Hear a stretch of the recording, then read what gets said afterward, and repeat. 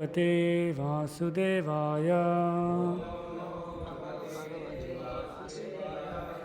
ओम नमो भगवते वासुदेवाय।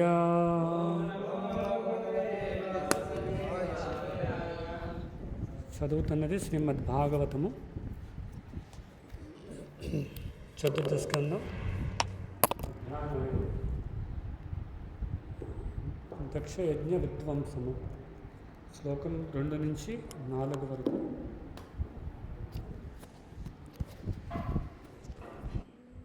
క్రుద్ధః సదుష్ట ఓష్టపుటః సహ దూజటిః జఠాం తడిత్ వహ్ని సఠా ఉగ్ర రోచిషం ఉత్కృత్య రుద్రః సహసా उत्थिता हसन् गंभीरा नादः विससर्ज तां भुवि क्रुद्धा सुदष्टौष्टपुटसदुर्जटी क्रुद्धा सुदष्टौष्टपुटसदुर्जटी जटां तडिद्वह्नि सटोग्ररोचिषम् जठां तदिश्वह्नि सटोग्ररोचिषम् उत्कृत्य रुद्रा सहसोत्थितो हसन् उत्कृत्य रुद्रा सहसोत्थितो हसन् गंभीरनादो विससज्जतां भुवि गंभीरनादो विससज्जतां भुवि क्रुद्धा सुदष्टौष्टपुटसदुर्जिटी दूर्झटी जटां तदिद्वह्नि सटोग्ररोचिषम् उत्कृत्य रुद्रा सहसोत्थितो हसन् गंभीरनादो विससज्जतां भुवि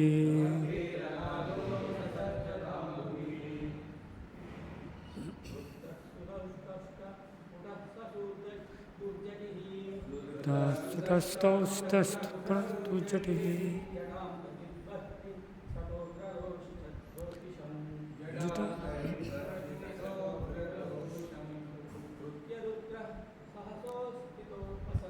उत्कृत्य रुद्र सहतो स्थितो हसन्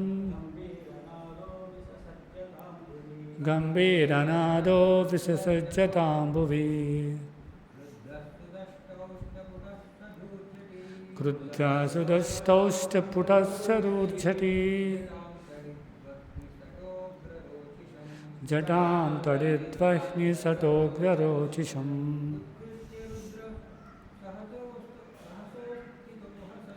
उत्कृत्य रुद्र सहसोत्थितो हसन्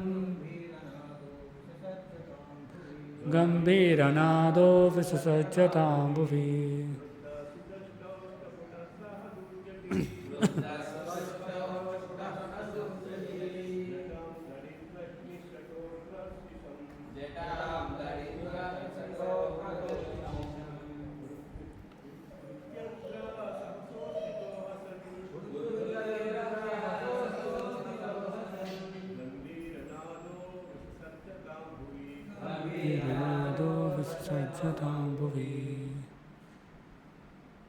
ఆన్లైన్లో ఎవరైనా చదువుతారా?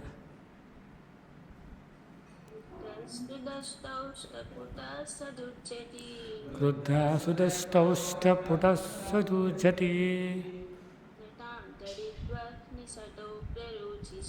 జటాం తడిద్వహ్ని సటోగ్రరోచిషి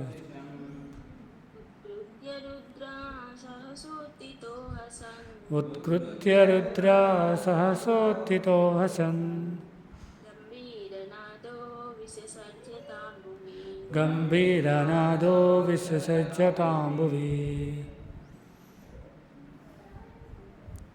ప్రతిపదార్థములు. క్రుద్ధ అగ్రహోదగ్రుడై సుదష్ట ఓష్టపుట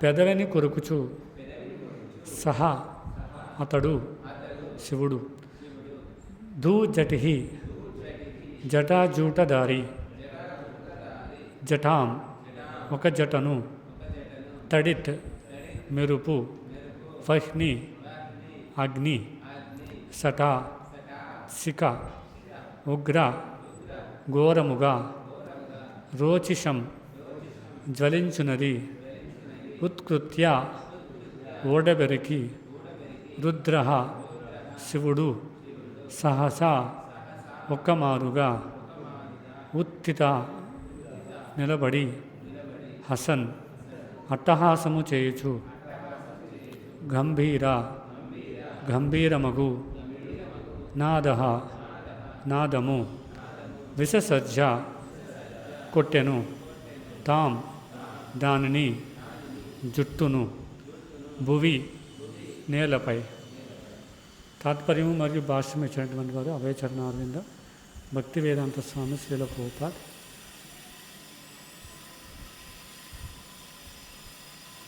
ఆ విధంగా శివుడు అగ్రహోదగ్రుడై పెదవిని కొరుకుచు వెంటనే శరము నుండి అగ్నిశిఖ వంటి ఒక జడను ఓడబెరికెను. పిమ్మట లేచి నిలబడి పిచ్చివాని వలె హట్టహాసము చేయుచు దానిని నేలపై కొట్టెను.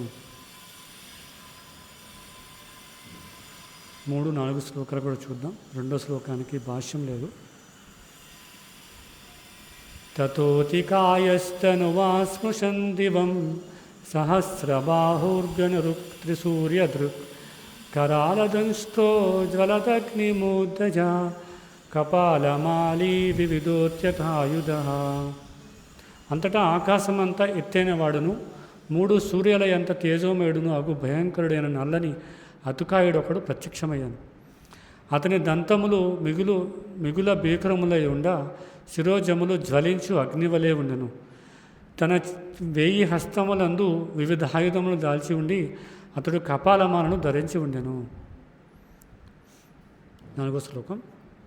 తం కిం కరోమీతి గృణంతమాహ బద్ధాంజలిం భగవాన్ భూతనాదః దక్షం సయజ్ఞం జహిమద్భటానాం త్వమగ్రనీరుద్రశటాంశకో మే. ఆ మహాకాయుడు అంజలిబద్ధుడే, హే ప్రభు, నేనేమి చేయవలనో ఆజ్ఞ నొసగుము అని పలుకగా భూతనాథుడు శివుడు, నా నుండి జన్మించి నా గణములకు అధిపతిమైనందున యజ్ఞస్థలియందు దక్షిణి మరియు అతని సైన్యమును వధించివేయము అని అతనిని ఆజ్ఞాపించను. భాష్యం. బ్రహ్మ తేజస్సు శివ తేజస్సు నడుమ పోటీ ఇచ్చట ఆరంభమగుచున్నది. బ్రహ్మ తేజస్సుతో భృగుముని ఋషువులను సృష్టించను. వారు యజ్ఞస్థలి అందలి శివ సైన్యమును తరిమివేసిరి. ఈ విషయమును వినిన శివుడు దానిని ప్రతీకారము చేయుటకై అతికాయుడగు వీరభద్రుని సృష్టించను. సత్వగుణము తమోగుణము నడుమ కొన్ని మార్లు పోటీ జరుగుటయే భౌతిక అస్తిత్వపు యొక్క నైజము. ఎవరైనా ఒకడు సత్వగుణమునందు స్థితుడైనప్పటికీ రజోగుణముతో లేదా తమోగుణంతో మృతుడగుటకు అవకాశం కలదు. అది ప్రకృతి నియమము లేదా నైజము. ఆధ్యాత్మిక జగమునందు విశుద్ధ సత్వగుణమే మూల సిద్ధాంతమైనను అది భౌతిక జగమునందు సాధ్యము కాని విషయం. ఈ విధంగా వివిధ గుణముల నడుమ సంఘర్షణ అనేది ఎల్లప్పుడూ నిలిచి ఉండును. దక్ష ప్రజాపతి మూలమున శివుడు మరియు భృగువు నడుమ చెలరేగిన ఈ కలహము వివిధ గుణముల నడుమ జరిగడి అట్టి పోటీకి ఒక చక్కని ఉదాహరణమై ఉన్నది. ఓమజ్ఞానతిమిరాంధస్య జ్ఞానాంజనశలాకయ చక్షుర్మిళితం येन తస్మై శ్రీగురువే నమః. వందేహం శ్రీగురో శ్రీయుతాపదకమలం శ్రీగురూన్ వైష్ణవాంచ శ్రీరూపం సాగ్రజాతం సహగణ రఘునాథాన్వితం తం సజీవం సాద్వైతం సావధూతం ప్రజనసహితం కృష్ణచైతన్యదేవం శ్రీరాధాకృష్ణపాదాన్ సహగణ లలితా శ్రీవిశాఖాన్వితాం చ. నమో ఓం విష్ణుపాదాయ కృష్ణప్రేష్ఠాయ భూతలే శ్రీమతే భక్తివికాసస్వామినితి నామినే. నమో ఓం విష్ణుపాదాయ కృష్ణప్రేష్ఠాయ భూతలే శ్రీమతే భక్తివేదాంతస్వామినితి నామినే. నమస్తే సారస్వతే దేవే గౌరవాణి ప్రచారిణే నిర్విశేష శూన్యవాది పాశ్చాత్య దేశధారిణే. జయ శ్రీ కృష్ణ చైతన్య ప్రభు నిత్యానంద శ్రీ అద్వైత గదాధర శ్రీవాసాది గౌర భక్త బృంద. హరే కృష్ణ కృష్ణ కృష్ణ హరే హరే, హరే రామ రామ రామ హరే హరే. శ్రీమద్ భాగవతం 4వ స్కందం 5వ అధ్యాయం చర్చిస్తున్నాం. మనం చూసాం 4వ అధ్యాయంలో ఏ విధంగా సతీదేవి దేహత్యాగం చేసింది, సతీదేవి ఏ విధంగా శివునిపై కోపాన్ని ప్రదర్శించింది, ఆ కోపం ఏ విధంగా తండ్రిపైకి మారింది, ఇవంతా కూడా మనం 4వ అధ్యాయంలో చూసాం కదా. సతీదేవి తన కోపాన్ని తండ్రి వైపు మార్చుకుంది, మార్చుకుని దక్షిణ వైపు ఏం చేసింది, అక్కడ కోపాన్ని ప్రదర్శిస్తూ అట్లే తన భర్త గురించి వివరిస్తూ ఉంది కదా. భర్త యొక్క గుణాలు ఏవైతే ఉన్నాయో వాటిని వివరిస్తూ ఉంది, భర్తను కీర్తిస్తూ ఉందన్నమాట. ఆ విధంగా ఆమె తన శరీరాన్ని వదిలేసింది. ఎందుకంటే తండ్రిని సంహరించడం ఇష్టం లేక. చేయాలి అంటే చాలా సులభం, ఎందుకంటే దుర్గాదేవి పార్వతి సతీదేవి అంటే భౌతిక ప్రపంచానికి మూలం కదా. ఆవిడ అనుమతి లేకుండా ఇవి జరగదు. కాబట్టి తన తండ్రిని సంహరించాలంటే చాలా సులభమైన కార్యం, కానీ ఆమె అట్లా చేయలేదు. ఎందుకంటే శాస్త్రదృష్ట్యా చూసి తను శరీరాన్ని వదిలేయడం మంచిదనుకుని ఆ విధంగా ఆమె శరీరాన్ని వదిలేసింది యజ్ఞాగ్ని ద్వారా. అది మనం కిందటి అధ్యాయంలో చూసాం. తర్వాత ఏం జరిగింది, ఎప్పుడైతే సతీదేవి దేహత్యాగం చేసిందో వెంటనే శివుని యొక్క అనుయాయులు దక్షిణ్ణి సంహరించడం కోసము దక్షిణ వైపు వెళ్ళడం, తర్వాత భృగుముని వాళ్ళని ఆపి వాళ్ళకి కొన్ని మంత్రాలు ఉచ్చరించడం ద్వారా వాళ్ళని దూరంగా పారిపోయేటట్టు చేయడం జరిగింది కదా. ఈ విషయం అంతా కూడా శివుడికి నారదుడి ద్వారా తెలిసింది కదా. నారదుడు వెళ్ళి శివుడికి చెప్తాడు ఈ విషయం, జరిగిన విషయం, ఏ విధంగా సతీదేవి దేహత్యాగం చేసింది, ఏ విధంగా భృగుముని నీ అనుయాయులందరూ ఏ విధంగా తరిమి వేశాడు, ఈ విషయం అంతా కూడా నారదుడు శివుడికి చెప్పడం జరిగిందనమాట. అప్పుడు వెంటనే ఏం జరిగింది, శివుడికి కోపం వచ్చింది కదా. అది అధ్యాయంలో మనం చూస్తాం, శివుడి యొక్క కోపం ఏ విధంగా ఉండబోతుందనేది ఇక్కడ వివరిస్తున్నారు అనమాట కదా. ఇప్పుడు శివుడికి కోపం వచ్చి ఏం చేశాడు, ఆయన యొక్క జటాజూటం నుంచి ఒక జడను తీసి పెదాలు కరుగుతూ కోపంగా కిందకి విసిరేయడం జరిగింది కదా. సాధారణ కోపం వచ్చినప్పుడు మనం చూస్తాం కదా, చాలామంది పెదాలు కరుగుతూ ఉంటారు కోపం వచ్చినప్పుడు కదా. అదొక భావ వ్యక్తీకరణ అనమాట. కాబట్టి అలా శివుడికి కోపం రావడం జరిగింది. అలా కోపం రావడం ద్వారా ఏం చేసింది, శివుడు వీరభద్రుని సృష్టించాడు. ఎందుకు అంటే దక్షుడి యొక్క అనుయాయులు ఎవరైతే ఉన్నారో వాళ్ళందరినీ కూడా సంహరించడం కోసము శివుడు ఇక్కడ వీరభద్రుని సృష్టించాడు అన్నమాట. కానీ వీరభద్రుడి యొక్క దేహం ఎలా ఉందనేది వివరిస్తున్నారు. ఎలా ఉందంటే చాలా నల్లని శరీరము, చాలా పెద్దగా ఉంది, ఎన్నో వేల హస్తాలు ఉన్నాయి, ప్రతి హస్తంలో ఆయుధాలు ఉన్నాయి కదా. చూడడానికి శివుడిలానే ఉన్నాడు చూడడానికి చెప్పాలంటే, ఎందుకంటే శివుడి యొక్క శివుడి యొక్క అంశ. కాబట్టి శివుడు ఆ విధంగా వీరభద్రుని సృష్టించి దక్షిణుని చంపమని చెప్పి ఆయనకి ఆజ్ఞాపించడం జరిగింది. ఎప్పుడైతే వీరభద్రుడు సృష్టించబడతాడో ఆయన అడుగుతున్నాడు కదా, 2వ శ్లోకంలో 3వ శ్లోకంలో అదే చెప్తున్నారు. వీరభద్రుడు అడుగుతున్నాడు నేను ఏం చేయాలి ఇప్పుడు అని. అప్పుడు శివుడు చెప్తున్నాడు, నువ్వు వెళ్ళి ఎప్పుడైతే నువ్వు వెళ్ళి ఏం చేయాలి, దక్షుడి యొక్క అనుయాయులందరినీ కూడా సంహరించమని చెప్తున్నారు. కాబట్టి ఇక్కడ ఈ శ్లోకాల ఆధారంగా మనం ఒక ముఖ్యమైన విషయం గమనించాల్సింది ఏంటంటే, శివుడికి చాలా కోపం వచ్చింది. మనం ఈ వ్యవహారం అంతా మొదటి నుంచి మనం చూసినట్లయితే ఎంతోమంది కోపాన్ని ప్రదర్శిస్తూ ఉన్నారు కదా. మొదట ఏం జరిగింది, అందరూ కోపాన్ని ప్రదర్శిస్తున్నారు. మొదట ఏం జరిగింది, మామగారు అయినటువంటి దక్షుడు శివుడి పైన కోపాన్ని ప్రదర్శించాడు. ఎందుకు అంటే శివుడు లేచి నిలబడలేదు. మామగారు యజ్ఞసభకు వచ్చినప్పుడు, యజ్ఞస్థలికి వచ్చినప్పుడు ఆయన గౌరవించలేదు, లేచి నిలబడలేదు, కాబట్టి కోపం వచ్చింది. తర్వాత ఏం జరిగింది, సతీదేవికి తండ్రి పైన కోపం వచ్చింది కదా. సతీదేవికి ముందు భర్త పైన కోపం వస్తుంది, ఎందుకంటే రెండోసారి ఎప్పుడైతే యజ్ఞం చేయడానికి దక్షుడు తలపించాడో అప్పుడు సతీదేవి వెళ్ళాలనుకుంది, కానీ శివుడు ఒప్పుకోలేదు, కోపం వచ్చింది. తర్వాత ఏం జరిగింది, సతీదేవికి తండ్రి పైన కోపం వచ్చింది కదా. కూతురికి శివుని పైన కోపం వచ్చింది. తర్వాత సతీదేవికి శివుడి పైన కోపం వచ్చింది కదా. తర్వాత శివుడికి ఇప్పుడు మనం చూడొచ్చు మామగారు అయినటువంటి దక్షుడి పైన కోపం వచ్చింది. ఇంకా ముందు మనం చూస్తే 3వ అధ్యాయంలో 4వ అధ్యాయంలో మనం చూసినట్టయితే శివుడి యొక్క అనుయాయులపైన దక్షుడి అనుయాయులకు కోపం వచ్చింది కదా. దక్షుడి యొక్క అనుయాయులపైన శివుడి యొక్క అనుయాయులకు కోపం వచ్చింది కదా. నందీశ్వరుడికి కోపం వచ్చింది దక్షుడి అనుయాయులపైన. చూడండి ఎంత చూస్తే ఏం కనిపిస్తుంది, అంత కోపమే కనిపిస్తుంది కదా. ఇది ఒక భౌతికమైన వ్యక్తులు అభక్తులు కనుక ఇలా వ్యవహరించినట్లయితే ఏమవుతుంది, దాన్ని ఏమని చెప్తాం? అభక్తులు ఎలా వ్యవహరించినట్లయితే, లేదంటే ఇదే విషయాన్ని అభక్తులకి చర్చించినట్లయితే, అభక్తులకి చెప్పినట్లయితే వాళ్ళకి ఏమర్థమవుతుంది కదా. ఎలా ఉంది, అందరూ కోపాన్ని ప్రదర్శిస్తున్నారు. ఎవరికి తత్వం ఏమైంది అక్కడ?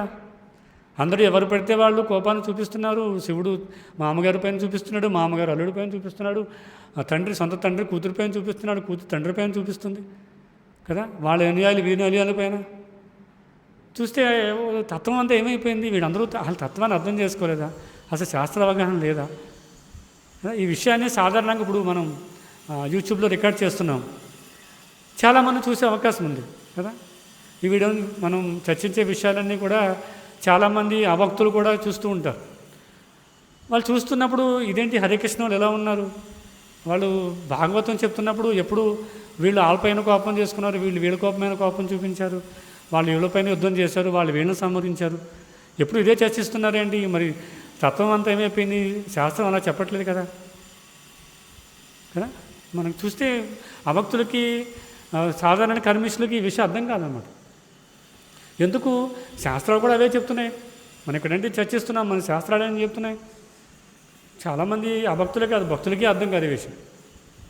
సాధారణ దృష్టితో చూస్తే సాధకులు ఎవరైతే ఉన్నారో వాళ్ళకే చాలామందికి ఈ విషయం అర్థం కాదు. ఇదేంటి పూర్వం అందరూ కోపం చూపించారు, ఇప్పుడు దాకా మనం 2వ అధ్యాయంలో అనుకుంటా శివుడి యొక్క ఉన్నతమైన లక్షణాల గురించి వివరించాం. శివుడు చాలా ప్రశాంతమైన చిత్తంతో ఉన్నాడు. మామగారు ఎంత దూషించినా కూడా ఆయన ఏమీ పట్టించుకోలేదు, ఎందుకంటే ఆయన ఎప్పుడు రామ రామ అంటూ ఉన్నారు కదా, ఎప్పుడు ఆత్మసాక్షాత్కారం ప్రయత్నం చేస్తూ ఉన్నారు. మరి అలాంటి వ్యక్తికి ఇప్పుడు ఎందుకు కోపం వచ్చింది? కాబట్టి ఎవరైతే సాధకులు ఉన్నారో వాళ్ళకు కూడా కన్ఫ్యూజన్, అర్థం కాదనమాట. ఎందుకు? శాస్త్రాలు ఏం చెప్తున్నాయి, మనం శాస్త్రాల్లో చూసినట్లయితే శాస్త్రాలు ఏం చెప్తున్నాయంటే చూడండి ఇక్కడ ఏం చెప్తున్నారు, మాహింస్యాత్ సర్వభూతాన్ని కదా. ఏం చెప్తున్నారు? అన్ని జీవులని సమానంగా చూడాలి, ఏ జీవిని కూడా హింసించకూడదని చెప్తున్నాయి శాస్త్రాలు. ఇంకా ప్రభుపాల వరకు చెప్తున్నారు, ఈ అంతర్జాతీయ కృష్ణ చైతన్య సంఘం అంటే ఇదంతా ప్రపంచానికి ఒక శాంతి మంత్రము. శాంతి మార్గంలో మనం ఈ భగవత్ చైతన్యాన్ని ప్రచారం చేస్తున్నాం. ప్రభుపాలు చెప్తున్నారు, చాలా చోట్ల చెప్తూ ఉంటారు, ఇది ప్రపంచానికి ఇది శాంతి మంత్రం. శాంతి అంటే యుద్ధం చేయడమా కదా, ఒకరి మీద కోపాన్ని ప్రదర్శించడమా, లేదా యుద్ధం చేయడమా కదా. శాస్త్రాలు చెప్తున్నాయి మాహింసాత్ సర్వభూతాన్ని, ఎవరి మీద హింస చేయరాదు అని చెప్పి కదా. మనం భగవద్గీతలో చూడవచ్చు కదా, భగవద్గీత అంతా కూడా దేనికి? కురుక్షేత్ర రణరంగము కదా. అంటే యుద్ధాన్ని ముందుకు తీసుకెళ్ళడం కోసం భగవద్గీతను ఒక ఆధారంగా చూడవచ్చు మనం కదా. దాంట్లోనే కృష్ణుడు చాలా తత్వాన్ని బోధిస్తుంటాడు. అంత తత్వాన్ని బోధించినా కూడా కృష్ణుడు అర్జునుని యుద్ధం చేయమనే చెప్తున్నాడు. అక్కడ శాంతి అనేది లేదు. అర్జునుడు ముందదే కోరుకున్నాడు, శాంతంగా ఉందాం కదా, నేను యుద్ధం చేయను కాబట్టి నేను శాంతంగా ఉంటాను, నేను యుద్ధం చేయనని చెప్తున్నాడు. కానీ కృష్ణుడు దానికి ఎంకరేజ్ చేస్తూ ఉన్నాడు, మనం ఇంకా ప్రోద్బలాన్ని కల్పిస్తూ ఉన్నాడు, నువ్వు యుద్ధం చేయాల్సిందే కదా. చూడొచ్చు మనం ఈ విషయాలు సాధారణ వ్యక్తులకు అర్థం కావు కదా. చూడొచ్చు యుద్ధం చేయడం ద్వారా 64 కోట్ల మంది జనాలు చనిపోయారు, సైనికులు చనిపోయారు, వాళ్ళందరూ కూడా ముక్తిని సాధించారు. ఈ విషయం ఒక సాధారణ వ్యక్తికి చెప్పామనుకోండి కదా, ఎవరో వాదిస్తున్నాడు కృష్ణుడు ఏంటి అలా చేశాడు, అర్జునుని అనవసరంగా ప్రేరేపించి 64 కోట్ల మంది జనులు చనిపోయేలా చేశాడు, అంతా అహింసను ప్రోత్సహించాడు, అదేం కృష్ణుడు అదేం భగవంతుడు అని చెప్పి అనే వాళ్ళకి మనం లేదండి 64 కోట్ల మంది చనిపోయారు కానీ వాళ్ళందరూ కూడా ముక్తిని సాధించారు అని చెప్పామనుకోండి, నమ్ముతారా? వెంటనే అవునండి మీరు చెప్పింది కరెక్టే, కృష్ణుడు భగవంతుడు, ఆయన చేతిలో చనిపోవడం ద్వారా అందరూ ముక్తి సాధించుంటారు, మేమే తప్పుగా అర్థం చేసుకున్నాం అంటారా? సాధ్యం కాదు. ఎందుకు? వాళ్ళు ఆ స్థాయిలో లేరు. కాబట్టి శాస్త్రం అంతా ఏం చెప్తుందంటే శాంతి మంత్రాల వైపు చూపిస్తుంది, లేదంటే ఎవరిని హింసించకూడదని చూపిస్తుంది కదా, జంతువధ చేయరాదు, ఇలా అంతా మనం ప్రచారం చేస్తున్నాం. కానీ ఒకవైపు మనం చర్చించేదంతా ఎలా కనిపిస్తుంది? అందరూ కోపానికి గురవుతున్నట్లు. ఇదే కాదు, భాగవతంలో చాలా సందర్భాలు మనం చూస్తూ ఉంటాం కదా. కోపాన్ని ప్రదర్శిస్తున్నట్టు, యుద్ధం చేస్తున్నట్టు, ఎంతోమంది సంహరిస్తున్నట్టు ఇవన్నీ కనిపిస్తూ ఉంటాయి అన్నమాట. అందుకే ప్రభుపాద చెప్తారు, ఒక విషయాన్ని తత్వతః శాస్త్ర దృష్ట్యా చూడాలన్నమాట. అది కూడా ఒక గురు పరంపరానుగతంగా ఆ విషయాన్ని అర్థం చేసుకోవాలి. ప్రభుపాద వారి పుస్తకాలు, గ్రంథాలు ఏవైతే ఉన్నాయో అవి లోతుగా అధ్యయనం చేయాలన్నమాట. అందుకే మనం ఎవరైనా కొత్త వాళ్ళు అధ్యయనం చేయడానికి ప్రయత్నం చేస్తున్నప్పుడు, వాళ్ళకి గ్రంథాలు వితరణ చేస్తున్నప్పుడు, ఎవరైనా ప్రభుపాద వారి గ్రంథాలు చదవడం మొదలుపెట్టినప్పుడు మనం చెప్తాం కదా, ముందు ఆత్మసాక్షాత్కారం చదవండి, ఈశోపనిషత్తు చదవండి, ఉపదేశామృతం చదవండి, భక్తిరసామృతం చదవండి, భగవద్గీత చదవండి, తర్వాత భాగవతం చదవండి. ఇలా ఒక నిర్దిష్టమైన దానిలో మనం చూపిస్తూ ఉంటాం దేని తర్వాత ఏ పుస్తకం చదవాలి, ఏం చదవాలి. ఎందుకు అంటే తత్వాన్ని యథాతథంగా ఒక లోతుగా అధ్యయనం చేయాలి. ప్రభుపాద వారు ఏం చెప్తున్నారో అర్థం చేసుకోవాలి అంటే ఒక క్రమానుగతంగా చదవాలన్నమాట. అదొక వ్యక్తి నేరుగా భాగవతం తీసి దీన్ని ఈ దక్షుడు శివుడు యొక్క వృత్తాంతాన్ని చదవడం కోసం ప్రయత్నం చేస్తే అర్థం కాదు. ఎందుకు అంటే అతను కూడా కోపానికి గురవుతుంటాడు అనమాట కదా. ఎందుకు అంటే వాళ్ళకి శాస్త్ర అవగాహన లేదు. ముందు ముఖ్యంగా తెలుసుకోవాల్సిన విషయం, నేను చాలా సూక్ష్మమైనటువంటి వాడిని, నేను చాలా చిన్నవాడిని. అందుకే ఏం చెప్తారు ప్రభుపాద వారు, ఆత్మసాక్షాత్కార గ్రంథం. కాబట్టి ఆ గ్రంథం చదివితే అర్థమవుతుంది మనం చాలా సూక్ష్మమైనటువంటి వాడు. కాబట్టి శాస్త్రాన్ని పరంపరానుగతంగా చాలా క్షుణ్ణంగా ప్రభుపాద వారు ఇచ్చినటువంటి పుస్తకాలు చదవడం ద్వారా అర్థమవుతుంది అనమాట. అందుకే భగవద్గీత 4వ అధ్యాయం 34వ శ్లోకంలో కృష్ణుడు చెప్తున్నాడు కదా, తద్విద్య ప్రణిపాతైన పరిప్రశ్నైన సేవయ ఉపదేశంతి తే జ్ఞానం జ్ఞానిన తత్వదర్శనం. ఎందుకు అది చెప్పారంటే ఇదే కారణం. నేరుగా పుస్తకాలు చదివితే సరిపోతుందా అంటే సరిపోదు కదా. ఎందుకు అంటే కన్ఫ్యూజన్ స్టేట్లో ఉంటాం, మనకి అర్థం కాదనమాట. కాబట్టి కృష్ణుడు ఏం చెప్తున్నాడు, తద్విద్య ప్రణిపాతైన, ఒక ఆధ్యాత్మిక గురువుని సమీపించి ఆయనకి సేవ చేస్తూ, పరిప్రశ్నైన అంటే చాలా మర్యాదపూర్వకంగా ప్రశ్నలు అడుగుతూ సేవ చేస్తూ ఆయనకి ప్రశ్నించినట్లయితే మనకి ఆ జ్ఞానాన్ని అందిస్తారు. ఎందుకు అంటే వాళ్ళు తత్వవేత్తలు, అంటే వాళ్ళు పరమసత్యాన్ని చూసినటువంటి వాళ్ళు, కాబట్టి మనకి ఆ పరమసత్యాన్ని అందిస్తారు. అలా అర్థం చేసుకుంటే మనకి ఏ విధమైన కన్ఫ్యూజన్ లేకుండా అర్థమవుతుందండి శాస్త్రం. లేకపోతే ఇలాంటి కన్ఫ్యూజన్స్ ఎవరైతే బయట వాళ్ళు చర్చించుకుంటున్నారో అలా చేశారు ఇలా చేశారని అదే అవగాహనతో ఉండిపోతారు అన్నమాట. ఇది అందరికీ సాధ్యమే కదా, అభక్తులకి, కర్మిష్ఠులకి, తర్వాత కొంతమంది సాధకులు కూడా ఇదే కన్ఫ్యూజన్లో ఉంటారన్నమాట. ఎప్పుడు ఎందుకు కృష్ణుడు అలా చేశాడు, ఎందుకు శివుడు ఇలా చేస్తున్నాడు, ప్రశ్నలు వస్తూ ఉంటాయన్నమాట ఎప్పుడు కూడా. అందుకే ఏం చెప్తున్నారు, పరిప్రశ్నేనా. ప్రశ్న ఎలా ఉండాలంట, ఏదో తెలుసుకోవాలి, శాస్త్రాన్ని తెలుసుకోవాలి. ఎలా అంటే పూర్తిగా శరణాగతి పొంది తెలుసుకోవాలనే కోరికతో అడగాలి, కానీ అహంకారంతో అడగకూడదట. అంటే నాకు విషయం తెలుసు, ఆయన అలా చెప్తారో చూద్దాం. చాలామంది ఉంటారు అలా కూడా. నేను ఆల్రెడీ చదివేశాను, భాగవతం చదివేశాను, అంతా చరిత్రం అంతా చదివేశాను, నాకు చాలా విషయం అర్థమైంది, అసలు ఈ ప్రభుకి ఏం తెలుసో చూద్దాం అని అడుగుతుంటారు కొంతమంది. అది పరిప్రశ్న కాదు. అలా అహంకారంగా అడిగితే ఎప్పటికీ కూడా పరమసత్యం మనం చూడలేమన్నమాట. ఎప్పటికీ కూడా ఒక కన్ఫ్యూజన్ స్టేట్లో ఉండిపోతాం అలాగే కదా. ఎప్పుడు అర్థమవుతుంది ఆ వ్యక్తి ఆ స్థాయిలో ఉన్నాడంటే కదా, ఎప్పుడన్నా మనం అడుగుతున్నప్పుడు సమాధానం చెప్తుంటారు.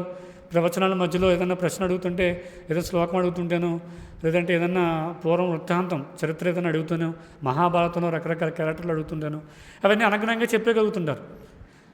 కానీ వాళ్ళు నిజంగా ఆ స్థాయిలో ఉన్నారో లేదని ఎప్పుడు బయటపడుతుందట, ఎప్పుడైతే ఆ వ్యక్తికి కొంచెం ప్రతికూల పరిస్థితి ఎదురవుతుందో,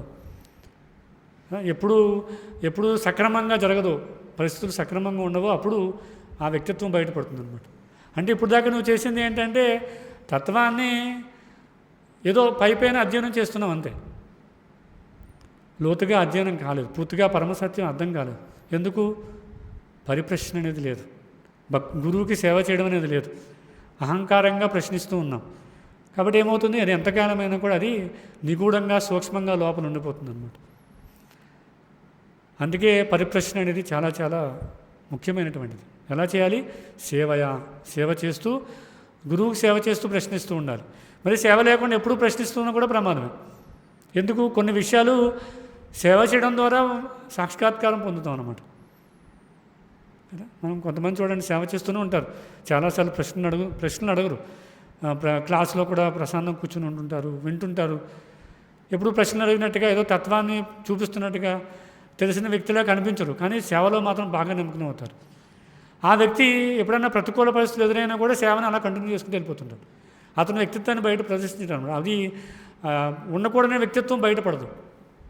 కారణం ఏంటి? ఆయన సేవలో నిమగ్నమై ఉన్నాడు. మనసులో తెలుసు, నేను సేవ చేయడానికే ఉన్నాను, గురువు ఏం చెప్తే చేయడానికి ఉన్నాను. కాబట్టి అన్నీ అవసరమే. ఏమవసరం? సేవ చేయడం అవసరం, పరిప్రశ్న వేయడం కూడా అవసరమే. కాబట్టి అలా ఉన్న వ్యక్తి నిజంగా మనం పరమసత్యాన్ని గ్రహించగలం. ఎందుకు? ఆ వ్యక్తి ఎవరైతే మనం అడుగుతున్నామో ప్రశ్న, ఆ వ్యక్తి ఆల్రెడీ పరమసత్యాన్ని గ్రహించి ఉన్నాడు. అదేగా చెప్తున్నారు శ్లోకం చివరిలో ఏం చెప్తారు? పరిప్రశ్నేన సేవయ ఉపదేక్షంతి తే జ్ఞానం జ్ఞానిన తత్వదర్శన.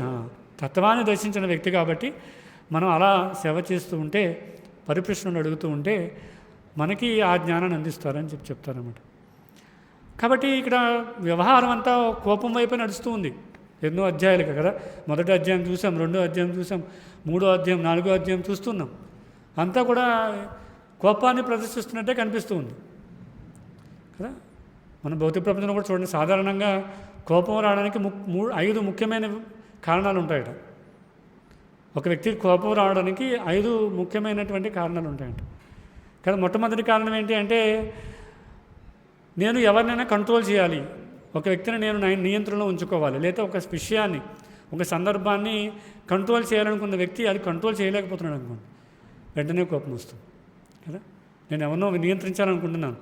చాలామంది చూడొచ్చు కదా, రకరకాల ఎంప్లాయీస్ ఆఫీసులు చూడవచ్చు, లేదంటే బిజినెస్లో చూడవచ్చు, రాజకీయంలో చూడవచ్చు.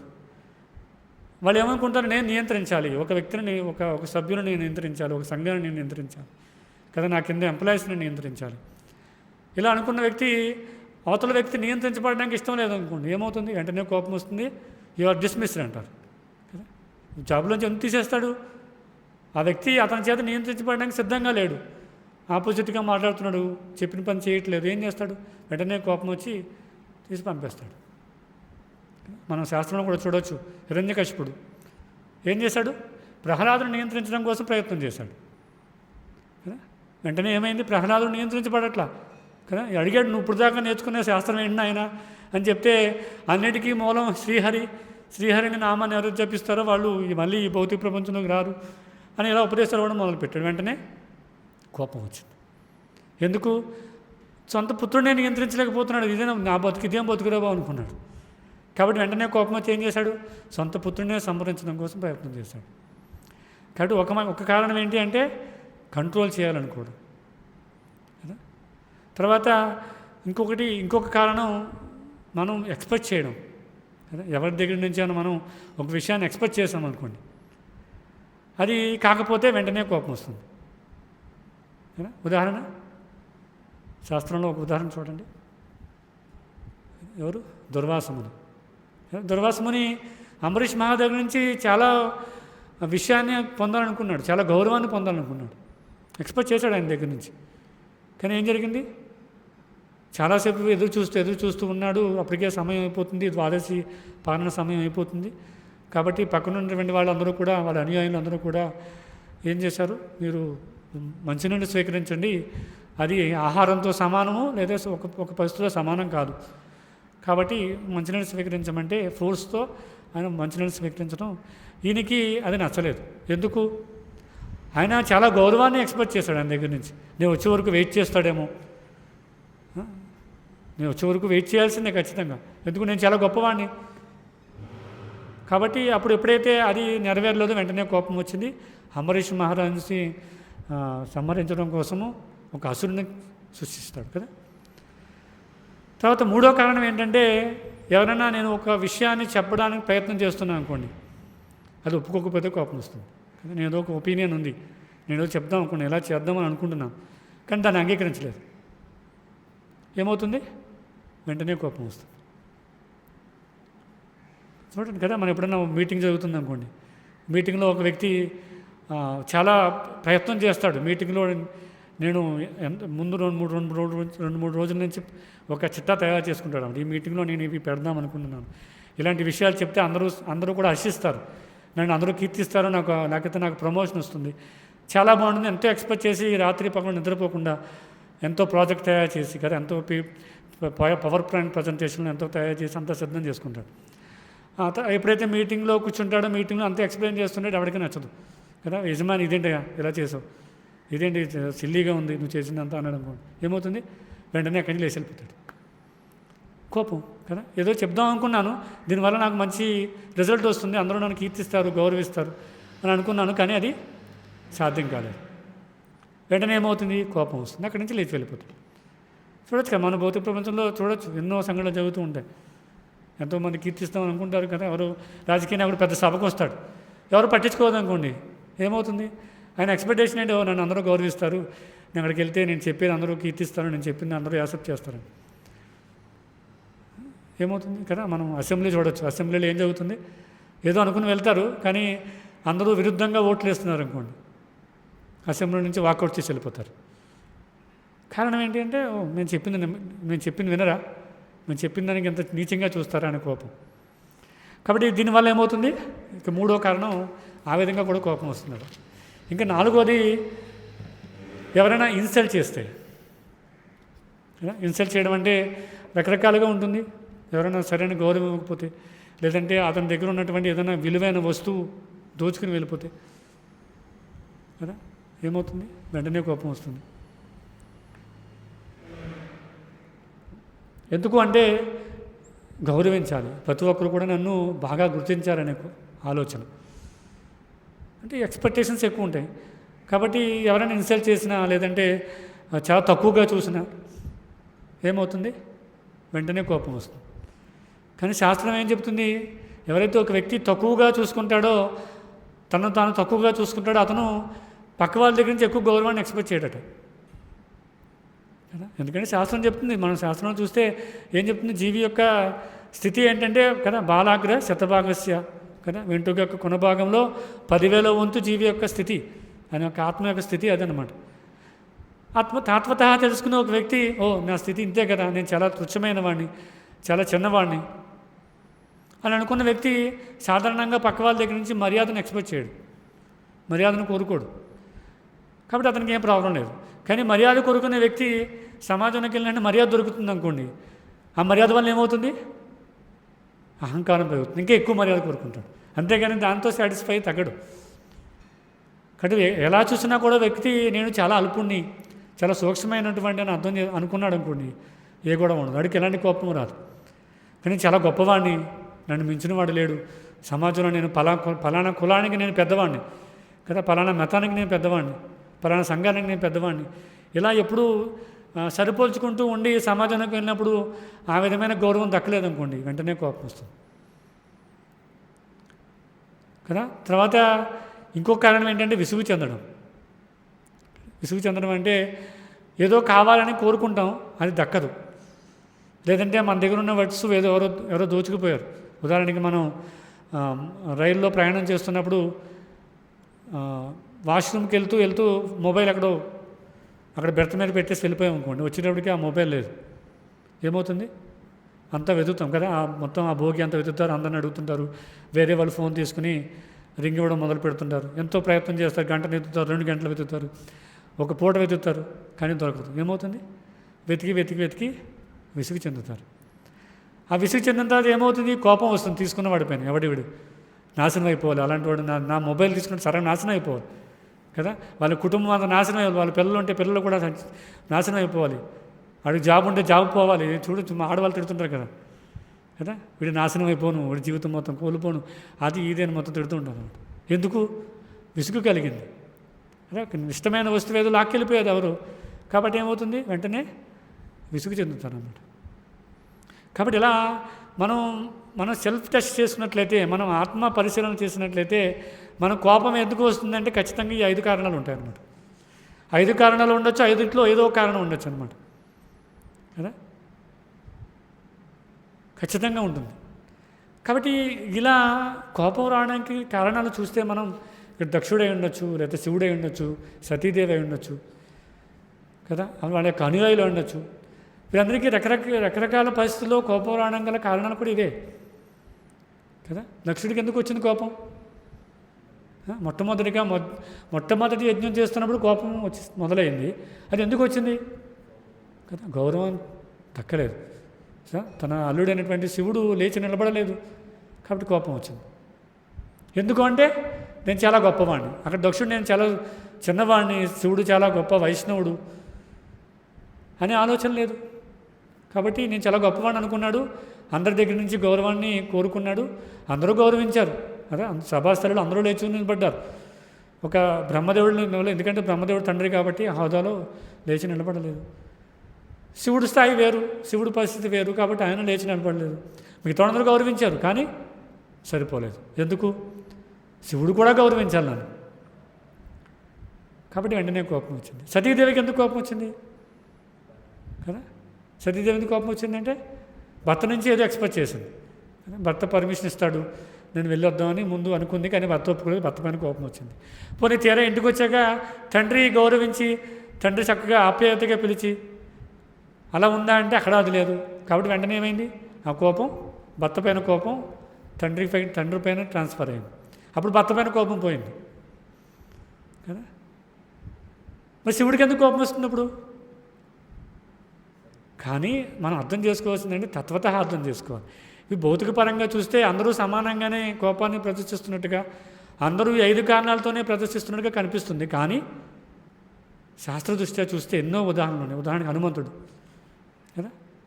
హనుమంతుడు ఎందుకు కోపం వచ్చింది? 5 కారణాల్లో ఏదో కారణం ఉందా లేదా? భౌతికమైన దృష్టితో చూస్తే ఉంది. ఏంటి? నా రాముడిని కీర్తించట్లేదు, రాముడి పట్ల అసభ్యంగా ప్రవర్తించాడు కాబట్టి భౌతికమైన దృష్టితో చూస్తే అది ఎవరికి అర్థం కాదు. కానీ ఆధ్యాత్మిక దృష్టితో చూడాలి. కోపం కూడా మంచిదే ఎప్పుడు అది ఆధ్యాత్మికంగా మనం దాన్ని చూపించినట్లయితే. కానీ ఇక్కడ దక్షుడు, సతీదేవి, శివుడు అందరూ కూడా ఒకే స్థాయిలో లేరు. కోపాన్ని ప్రదర్శించడం అనేది అందరూ ఒకే స్థాయిలో ప్రదర్శించట్లేదు అన్నమాట. ఎందుకు మరి దక్షుడు ఎందుకు సంహరించబడ్డాడు? సతీదేవి, పార్వతులు ఈ భౌతిక ప్రపంచాన్ని ఎందుకు దీన్ని నియంత్రిస్తూ ఉన్నారు? వాళ్ళకి ఎందుకు మన ఆ స్థాయిలో నిలబెట్టగలిగారు? భగవంతుడు ఎందుకు ఆ స్థాయిలో వాళ్ళని నిలబెట్టాడు అంటే ముగ్గురు యొక్క కోపం ఒకటి కాదు, మనం అర్థం చేసుకోవాలి. కానీ కోపం అనేది చాలా ప్రమాదం. శాస్త్రం అంతా అదే చెప్తుంది, కోపం అనేది చాలా ప్రమాదం కదా. భగవద్గీత మనం 2వ అధ్యాయంలో చూసినట్టయితే కదా, క్రోధాద్భవతి సమ్మోహ స్మృతిభ్రంశ బుద్ధినాశ ప్రణశ్యతి. అరే ఎంతవరకు తీసుకెళ్తుందంటే క్రోధం మొత్తం వినశ్యతి, మొత్తం సర్వనాశనం చేస్తుందంట కోపం అనేది. ఇంకా భగవద్గీత 16వ అధ్యాయంలో చూసినట్టయితే 16వ అధ్యాయం 21వ శ్లోకంలో చెప్తున్నాడు, త్రివిధం నరకాస్వేదం ద్వారం నాశనమాత్మనః కామక్రోధ స్తదా లోభ తస్మాదత్రయం తదేచ్. ఏం చెప్తున్నారు? 3 రకాలైనటువంటి వాటిని త్యజించాలి. ఎందుకంటే ఈ 3 కూడా నరకానికి ద్వారాలని చెప్తున్నారు కృష్ణుడు ఆ శ్లోకంలో. ఏమేంటవి? కామక్రోధ స్తదా లోభ. కామము, క్రోధము, లోభం అనేవి నరకానికి ద్వారాలు అని చెప్తున్నారు. వాటిని త్యజించాలి అని చెప్పి కృష్ణుడు చెప్తున్నాడు కదా.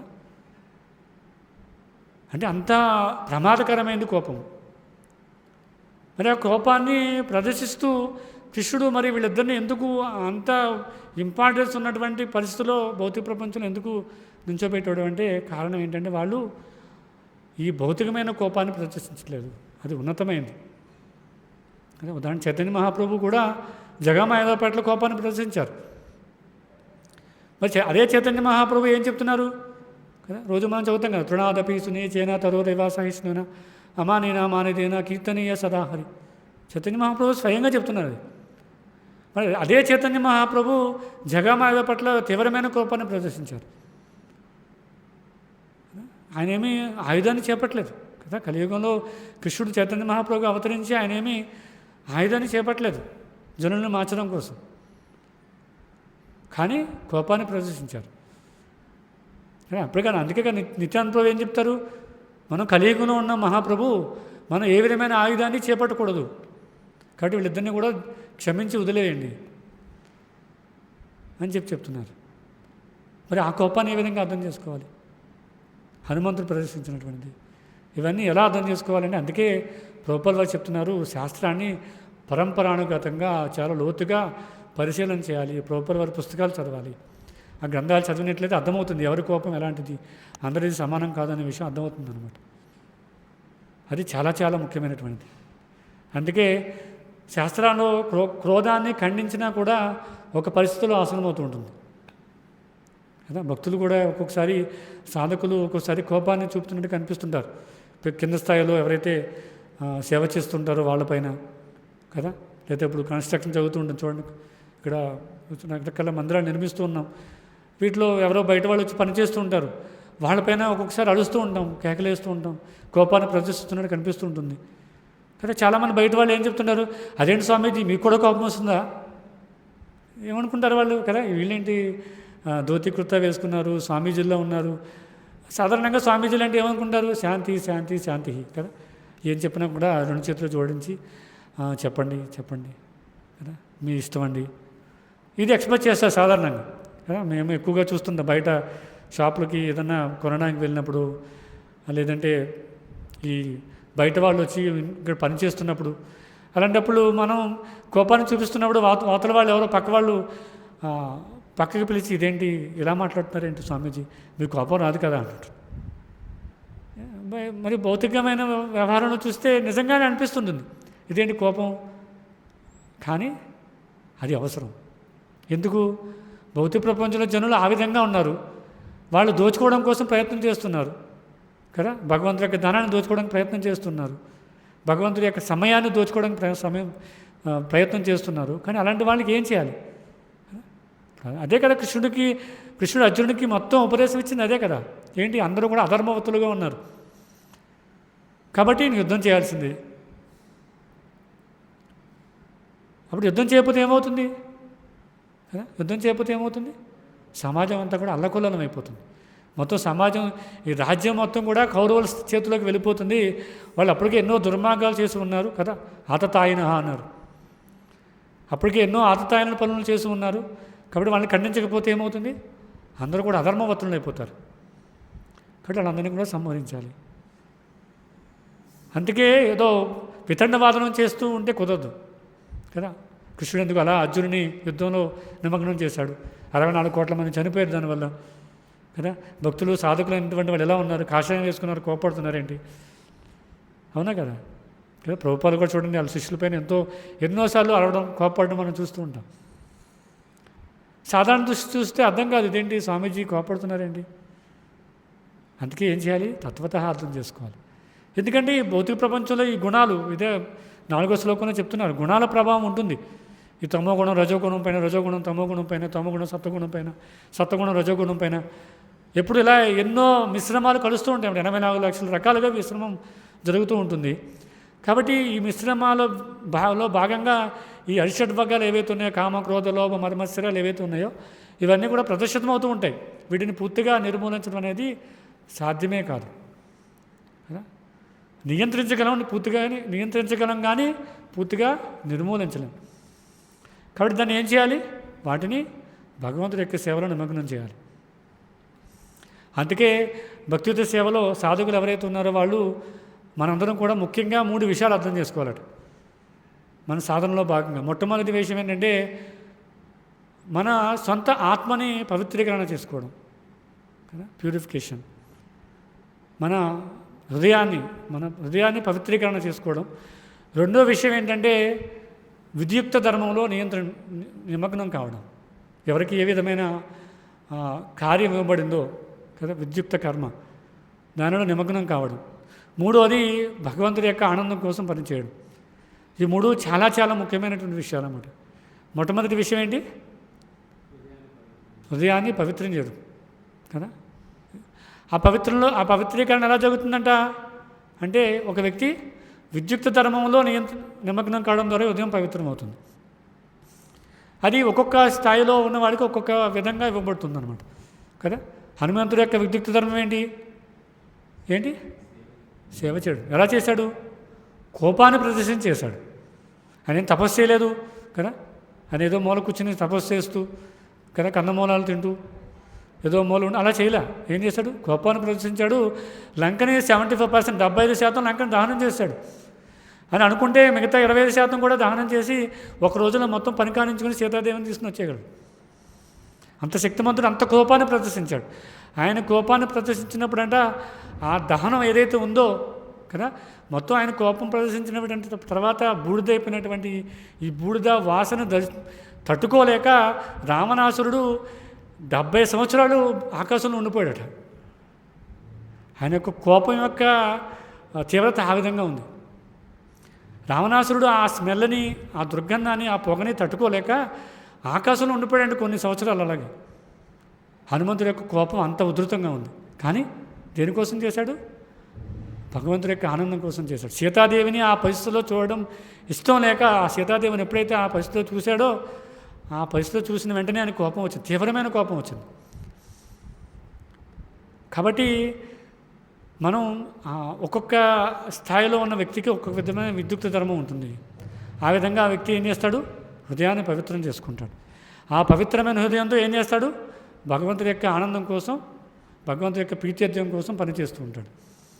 కాబట్టి దీని నుంచి ఎవరూ కూడా మినహాయింపు అనేది ఉండదు. ఎవరు ఈ 3 విషయాల్ని వదలడానికి లేదు కదా. అందరూ కూడా హృదయాన్ని పవిత్రం చేసుకోవాలి. కొంతమంది ఏం చేస్తారు? అందరికీ ఖచ్చితంగా ఇవ్వబడినటువంటి పవిత్రీకరణ విధానం ఏంటంటే కలియుగంలో హరినామ సంకీర్తన, భగవంతుడి యొక్క నామాన్ని జపించడం. దాంతోపాటు రకరకాల విద్యుక్త కర్మలు కదా. ఒక్కొక్క స్థాయిలో ఉన్న వ్యక్తికి కొంతమంది ప్రచారం చేయడం కోసం నిమగ్నం అవుతారు, కొంతమంది మందిర మార్జనం చేయడం కోసం, కొంతమంది వంట చేస్తూ ఉంటారు. రకరకాలు వాళ్ళ యొక్క గుణానికి అనుగుణంగా పైవారు ఉన్నతమైన భక్తులు ఎవరైతే ఉన్నారో వాళ్ళ యొక్క గుణాలని పరిశీలించి వాళ్ళని ఆ విధమైన సేవలో నిమగ్నం చేస్తారు. వాళ్ళ సేవ చేస్తూ భగవంతుడి యొక్క నామాన్ని కీర్తిస్తూ ఏమవుతుంది? హృదయాన్ని పవిత్రం చేసుకుంటారు. అలా పవిత్రం చేసుకున్న హృదయంతో ఎవరైతే భగవంతుడి యొక్క సేవలో నిమగ్నం అవుతారో, భగవంతుడి యొక్క ఆనందం కోసం ప్రయత్నం చేస్తారో అదే భక్తి కదా. ఏం చెప్తారు? సర్వోపాధి వినున్ముక్తం తత్ప్రేణ నిర్మలం హృషికేన హృషికేశ సేవనం భక్తిరుచ్యతే అన్నారు. అక్కడ ఏం చెప్పారు? నిర్మలం అనే పదం ఉపయోగించారు. నిర్మలం అంటే పవిత్రమైన హృదయంతో ఎవరైతే హృషికేన హృషికేశ సేవనం అంటే ఇంద్రియాధీశుడైనటువంటి కృష్ణుడి యొక్క సేవను నిమగ్నం చేస్తారో అదే ఉత్తమమైన భక్తి అని చెప్పి భక్తి రసామృతం చెప్తుందన్నమాట. కాబట్టి ఇది ఎలా జరుగుతుందంటే ప్రతి ఒక్కరూ విద్యుక్త కర్మలో నిమగ్నం కావడం ద్వారా. అది ఒక్కొక్కరికి ఒక్కొక్క స్థాయిలో ఉంటుంది. అదే ఇక్కడ దక్షుడు, సతీదేవి కూడా వాళ్ళ యొక్క విద్యుక్త ధర్మాన్ని నిర్వర్తించారు. వాళ్ళు ఏమీ ధర్మాన్ని తప్పలేదు. ఎక్కడే కూడా కోపాన్ని రావచ్చు, కానీ ధర్మం తప్పలేదు. కానీ దక్షుడు ధర్మం తప్పాడు. కాబట్టి ఆయన సంహరించబడ్డాడు. వీళ్ళిద్దరూ కూడా ఉన్నతమైన ప్రదేశంలో ఉంచబడ్డారు. ఈ భౌతిక సృష్టి మొత్తాన్ని కూడా పోషిస్తూ ఉన్నారు అన్నమాట. కాబట్టి తత్వాన్ని ఇలా అర్థం చేసుకోవాలి, లేదంటే పొరపాటు పడే అవకాశం ఉంటుంది కదా. చాలామంది బయట వాళ్ళు దీన్ని చదివితే కదా, మనం బయట వాళ్ళు దీన్ని అర్థం చేసుకున్నారు. అక్కడ యూట్యూబ్లో వీడియో చూశారు, ఎప్పటి నుంచో చర్చిస్తూ ఉన్నాం. బయట వాళ్ళు దీన్ని చూసి ఇదేంటి ఎప్పుడు కోపాన్ని ప్రదర్శించారు, వాళ్ళు వీళ్ళపైన యుద్ధం చేశారు, వాళ్ళు వీళ్ళు కొట్టుకున్నారు, వీళ్ళు ఇలా కొట్టుకున్నారు. ఎలా ఉంది? భౌతికమైన వ్యవహారం చూస్తే ఏమనిపిస్తుంది కదా, రాజకీయ నాయకులు రాజకీయం చేస్తూ కదా పాత ఎమ్మెల్యే అనుయాయులు కొత్త ఎమ్మెల్యేని కొట్టుకున్నారట. సాధారణ దృష్టిలో చూస్తే ఏమనిపిస్తుంది? ఇదేంటి ఎప్పుడు కొట్టుకోవడం, గొడవ పడడం, కోపం చూపించడం, సతీదేవి అలాగే ఇంటికి వెళ్ళిపోవడం, అక్కడి నుంచి మళ్ళీ వెనక్కి రావడం, ఇదంతా ఏంటి భౌతికమైన వ్యవహారంలో ఉందేంటి అనిపిస్తుంది. కానీ శాస్త్ర దృష్ట్యా చూస్తే చాలా లోతుగా విషయాలు ఉంటాయన్నమాట. అందుకే ప్రభుపాద వారు ఏం చెప్తారు అంటే పరంపరానుగతంగా శాస్త్రాధ్యయనం చేయాలి, వినాలి, సేవ చేయాలి, పరిప్రశ్నను అడగాలి. అప్పుడు అర్థమవుతుంది. లేదంటే చాలా చాలా చాలా కన్ఫ్యూజన్స్ అలా జీవితం మొత్తం కొనసాగుతుంటాయి. సాధకులై ఉండొచ్చు, అభక్తులై ఉండొచ్చు, కర్మిష్ఠులై ఉండొచ్చు, ఎవరికైనా కూడా ఇది జీవితం చివరి వరకు కొనసాగుతుంటుంది అన్నమాట. ఎందుకంటే అర్థం చేసుకోవడానికి సరైన మార్గాన్ని ఎన్నుకోలేదు. అంటే అదే ఈ కృష్ణ చైతన్య సంఘం అనమాట. సరైన మార్గం ఏంటి? కృష్ణ చైతన్య సంఘం. అప్పుడు అర్థమవుతుంది. ప్రభుపాదులు చెప్తున్నారు, శాంతి మంత్రము చెప్తున్నారు, అలాగే అర్జునుడు చేసిన పనిని కీర్తిస్తున్నారు. రెండు ఎలా సాధ్యమవుతాయంటే క్షుణ్ణంగా మనం పరిశీలించాలి, క్షుణ్ణంగా భక్తుల దగ్గర నుంచి వినాలన్నమాట. అప్పుడు ఈ విషయం అర్థమవుతుంది. హరే కృష్ణ. ఏమైనా ప్రశ్నలు ఉన్నాయా?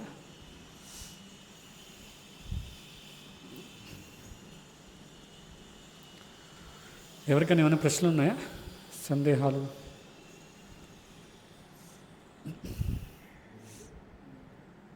ग्रंथ श्रीमद्भागवतम की जय। जगद्गुरु श्रील प्रभुपाद की जय।